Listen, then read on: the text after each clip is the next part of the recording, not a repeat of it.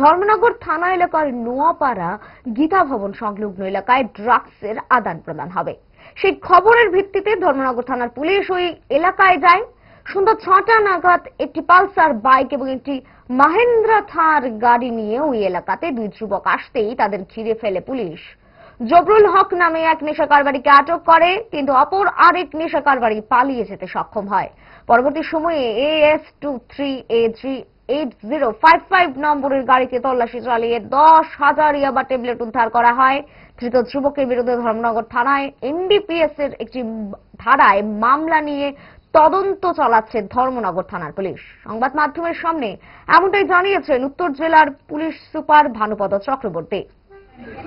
নোয়াপাড়া গীতা ভবনের পাশে ধর্মনগর, যাকে আটক করা হয়েছে তার নাম জবরুল হক, বাড়ি হাসিমগঞ্জ পাতারকান্দি। যে মালগুলি সে ধরে আছে সেই মালগুলি হলো ইয়াবা ট্যাবলেট, টোটাল 10,000 ইয়াবা ট্যাবলেট পাওয়া গেছে। একটা থর গাড়ি এবং একটা পালসার বাইক সিজ করা হয়েছে। ধর্মনগর থানা থেকে NDPS এর কেস রেজিস্ট্রেশন করা হয়েছে এবং ইনভেস্টিগেশন চলছে। কতটা মাল ধরা হয়েছে?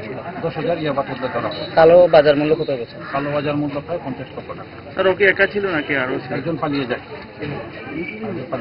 কারণ গাড়ি দুটো।